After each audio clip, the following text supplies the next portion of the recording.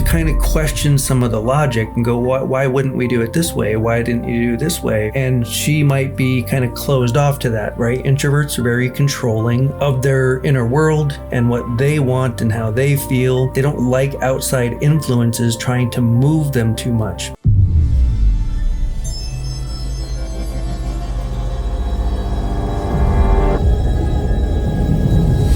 So this 20-something ENTJ meets a 20-something INFP, and he says, it was great. We went in this very serendipitous way in this museum. We just started talking and we just completely hit it off. She lives about 2 hours away and she comes and visits by train every week, sometimes every other week, and we have the greatest time.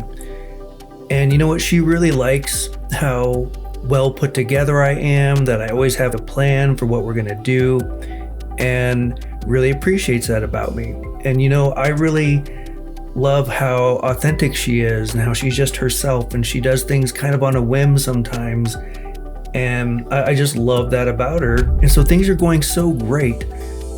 What could happen? I thought that ENTJs and INFPs were supposed to be this really combative pair that would have issues, and I'm not seeing it. So what am I missing? What is going to happen? And that's what I want to talk about today. The parts that can be great about the ENTJ and INFP relationship. And this is going to be similar to other kinds of relationship of those kind of dualities. But I also want to talk about the things that could go wrong. So let's go ahead and get into those. Now, the ENTJ is TE at the top, extroverted thinking, and FI inferior, whereas the INFP is introverted feeling at the top and extroverted thinking inferior. And so they will have a dual kind of relationship, that duality, where their main cognitive function and inferior are in conflict with each other. But you're saying, but we don't see that. They're actually very happy. They actually appreciate that about each other. And that's the thing with duality relationships, is that in the beginning, those are things that people see within each other that are very aspirational. So the TE person is going to see that FI in the other person and say, I really appreciate that about them. I wish I could be more like that. I wish I could do that so easy. And because that other person has that main cognitive function, so she has that FI, he has inferior FI, and he's going, you know what, because I see you doing it so effortlessly, that makes me feel aspirational, and I want to kind of join in that. Maybe I will let my FI out a little bit more, and you're good with that. You don't judge me because that person's like, yeah, you're being the way a person would be. Great, so you're just like me, right? They're kind of seeing each other in that way.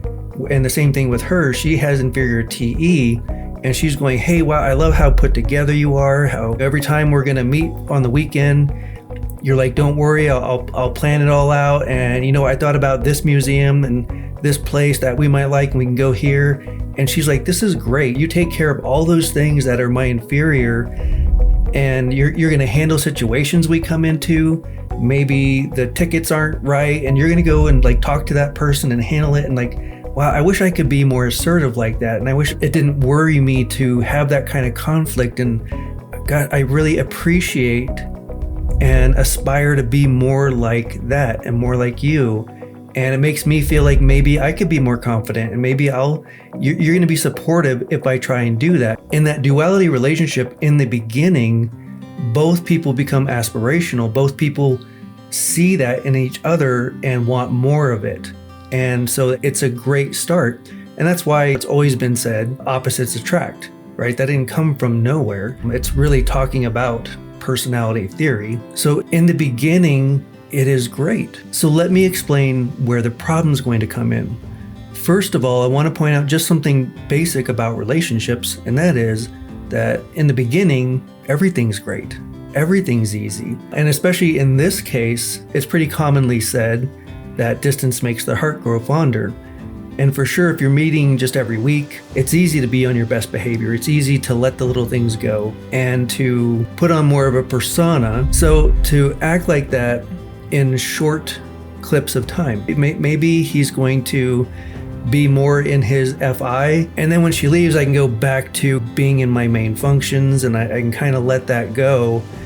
And I can build up energy for the next time that we're going to meet and we're going to do that. And you know what? I really do enjoy it. I'm being very honest and sincere that I really do enjoy it.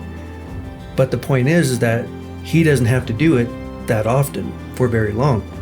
And the same thing with her. She's like, hey, you're taking care of all these things, and right now you're willing to do all that for me. And I can do it for a short time, but then I get to go back to my introverted world. So right now, with that distance, you have the excitement, the wait, and then the meeting, and sparks fly, and we're gonna have access to all of our different cognitive functions, because love does that.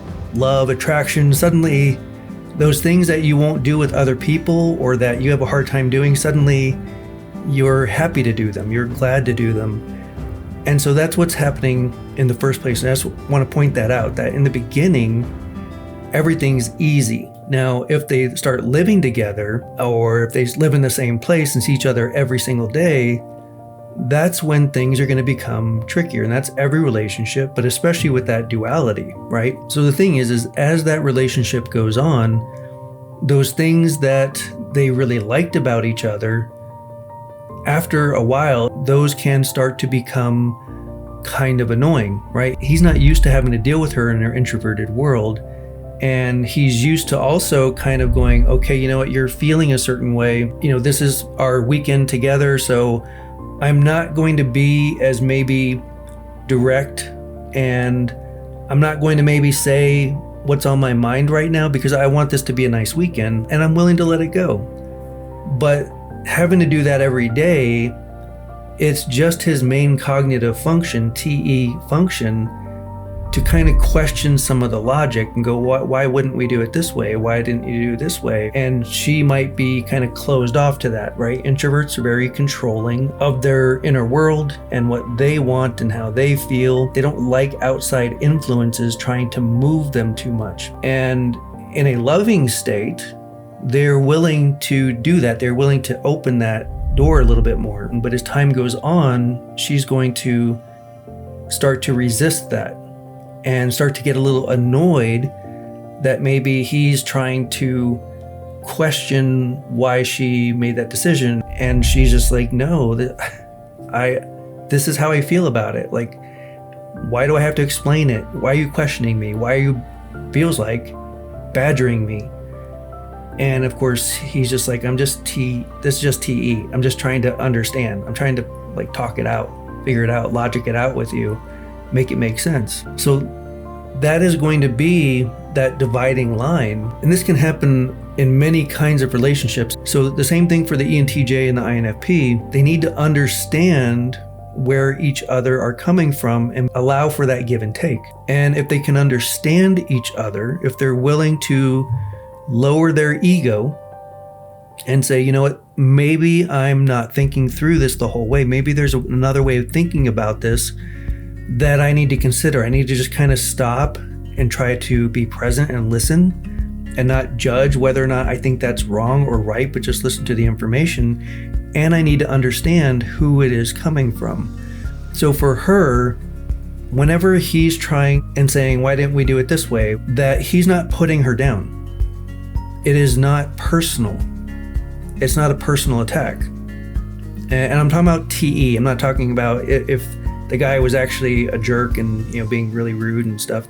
That's not what I'm talking about. But if he's simply saying, well, why wouldn't we do it this way? Or we could go, here's the route we were going to go. We should go here first. And if she's like, well, but I wanted to go here first. I was just really excited about it. If they can understand each other, she doesn't have to take it personal that he's questioning the route that they're going to take. It doesn't make any sense. Why would we go that way? When if we start over here, we're still going to go there, but it just makes more sense to do it this way. It's more efficient.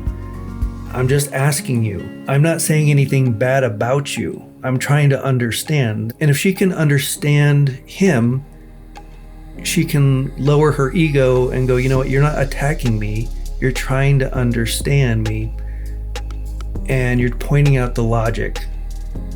That's just how you see the world. And you know what? I really enjoy that about you. So maybe I shouldn't fight it. Maybe I should listen to that and go, you know what? Is that a big deal? Is that the worst case scenario, that we go the route this way? We still end up where I wanted to go. It's just not the first thing that we do. Is that the worst thing? Maybe I can agree with that and say, you know what, you're right. And on the other side of that, same thing. She's just so excited to go there. She wants to be there when it opens. That was the thing she was most looking forward to. And yeah, you know what? It's not the most efficient way of going about the day. But everything doesn't always have to be the best way. Sometimes you just let it go and you go, you know what?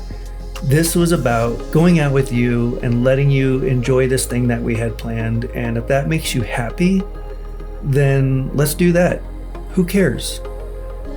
And that's the point of these relationships, is these duality relationships. There has to be this lowering of the ego where the person is willing to go, it doesn't have to be my way. We don't always have to do the things I want to do. But both sides need to also go, okay, you know what, it doesn't have to be how I would do it.